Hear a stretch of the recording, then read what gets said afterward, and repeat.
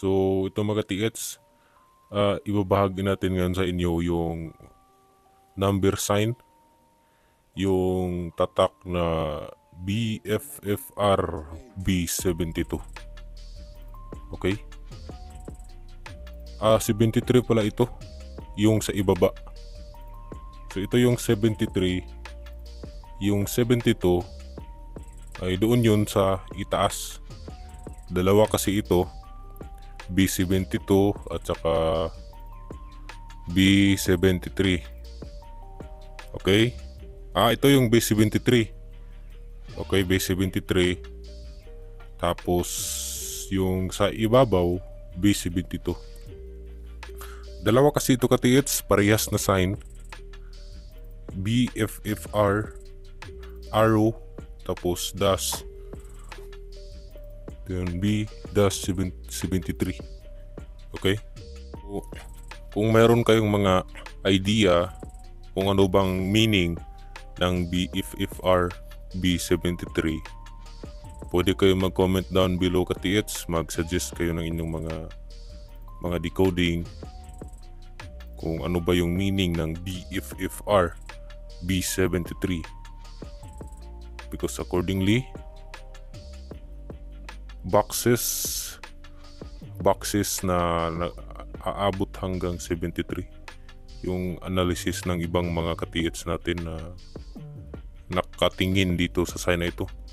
So 73 na boxes yung nakabaon. So masasabi natin na big deposit talaga ito kasi 73 meaning 73 ka box yung nakabaon. So ito kasi it's BFFR. Tapos meron siyang arrow. Yung arrow patungo doon sa left. Yan o, tingnan nyo.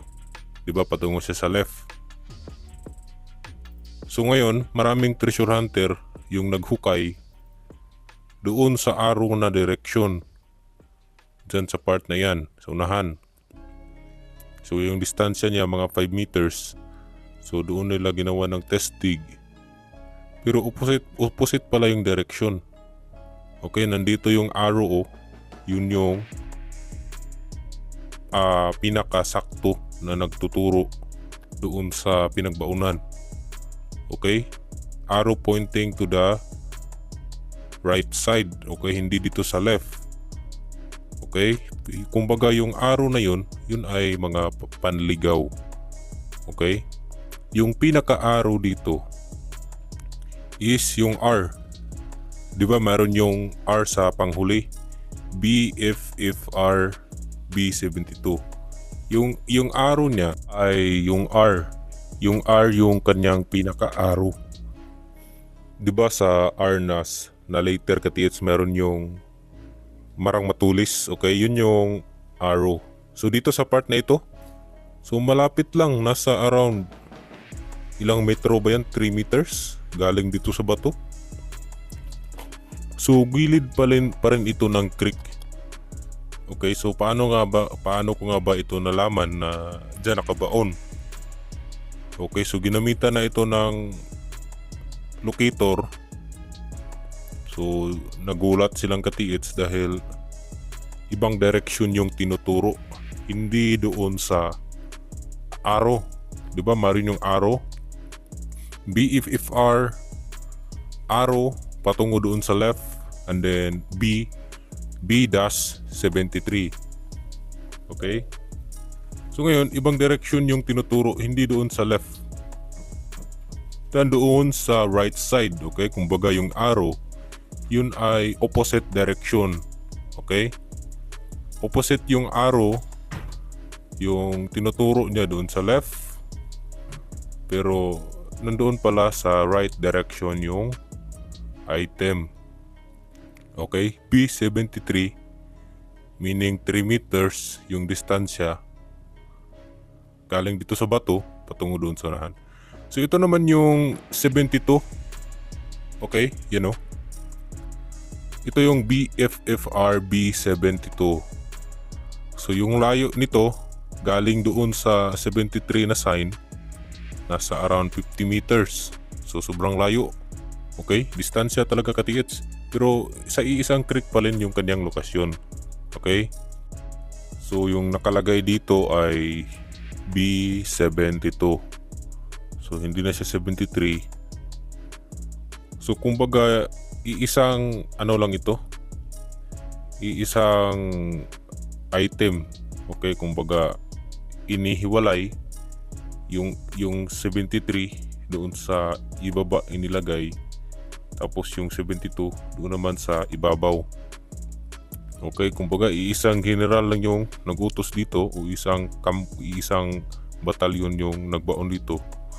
Meron lang silang mga coordinate o mga sign na pare-pareha lang yung sign ng kanilang ginawa. Okay, so dito nilagyan ni Katiits ng tubig kasi hindi na siya klaro. Accordingly, nung unang panahon, nung bata pa siya, ay nakita na niya ito kasi dito siya lumaki. So, napansin niya ito, mas klaro daw ito nung una. Mas malalim pa daw yung pagkaukit nito.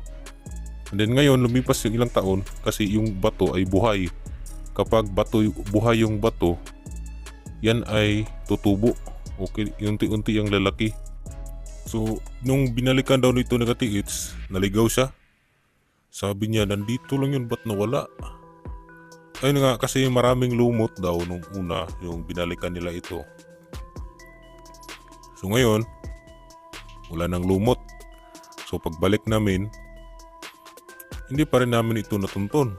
Kasi kapag hindi mo babasain ng tubig, hindi mo talaga makikita yung kanyang marka. Okay? Masasabi natin na legit talaga na marka. So iba yung guhit sa baba ng BE5R. Di ba yung guhit sa ibaba ay naka-arrow? Naka-arrow, di ba yung BE5R arrow patungo sa left side, dayon B-73. Tapos dito walang arrow. Pero dito meron siyang linya, yan o. Meron siyang linya na patungo doon sa right side.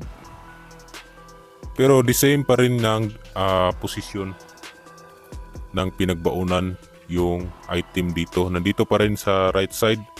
So dinitikan na ito. So parehas lang din yung distansya. 5 meters yung layo nito. Dun sa ibaba 3 meters. Hindi pala siya pareha. Okay, so nandito ito sa left side, di ba? Kung tayo ay patungo sa ibabaw ng creek, meron yung dalawang portion, sa left at sa right. So yung nakabaon ay dito sa right. Okay? Sa ibaba, di ba 73 yon? Ito yung 72. Yung 73 nakabaon sa may left side. Sa right side pala. Yung kanyang arrow ay yung R. Kumbaga yung arrow na inilagay ay opposite. Nagtuturo siya sa left, pero yung totoo nandoon pala sa right. So the same dito sa ibabaw, yung R pa rin yung pinaka-arrow na dapat tingnan. Kung sa R tayo mag-base, so doon tayo dadalhin sa right side portion. Okay? So ngayon Katiits, kapag nandito ito sa may gilid ng creek na kabaon, asahan talaga na yung cover na ating mai-encounter ay puro bato. Okay? Sa first layer pa lang ay wala na, puro na bato. Pinatungan na ito ng malalaking bato dyan, oh. Dyan sa part na yan, sa may unahan, yung may malaking bato, dyan mayroong detection na malaki. So yung maganda Katiis, yung diameter ng kanyang ikutan sa locator ay sobrang laki. Halos sa abot ng 1 by 1, 1 meter by 1 meter. Ano pa kaya kung matanggal na yung cover Katiits, ano? Kasi kapag maraming batong cover, yung singaw o yung aura ng gold ay maliit lang yung kanyang magiging daanan. Okay? Gusto ngayon kapag ito ay matanggal na yung cover, mas malaki pa yung iikutan niya. Kasi accordingly, 72 boxes. So napakadami, di ba?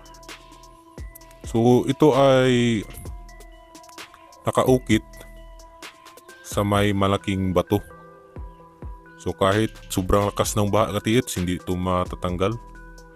Actually, meron tong mga supporting sign o mga coordinate sign na magtuturo dito sa may sign sa may BFFR. Meron tong ulo ng isang hayop sa ibaba, dito nakaharap. Okay? So, tinuturo siya dito. And then, marami siyang cutting stone. So, ano ba yung cutting stone? Bato na parang nakat. Okay, yan ay marker na dito, meron ditong sign. At meron ditong nakabaon na item. Okay? So ngayon mga katiits, kapag ganitong sign, yung magiging lalim nito ay hindi talaga natin masasabi na mababaw. Malalim talaga ito kasi ito ay mga big deposit. Okay? Kapag mga malaking deposito, usually aabot yan sa bedrock yung kanilang hukay.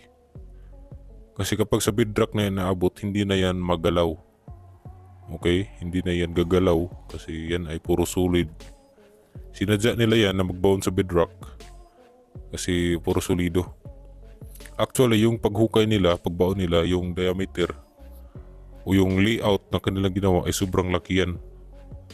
Hagdan-hagdan yan patungo sa ibaba hanggang aabot sa target na bedrock na lalim.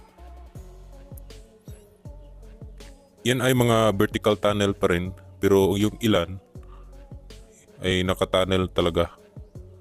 Pero yung analysis ko dito, hindi ito nakatunnel na yung may tunnel katiits. Kasi hindi ito nakabundok. Hindi ito located sa may bundok. Nandito ito sa may gilid ng creek. Unlike kung nakalocated ito sa may bundok, pwede itong maging tunnel. Pero ito ay vertical tunnel, so hukay, straight, patungo sa ibaba. Okay? So yun lang katiits, so huwag niyo kalimutan mag-subscribe para ma-update kayo sa mga ganitong klaseng video. Ibabahagi natin sa inyo mga legit signs sa Yamashita treasure. Okay? So ganun lang.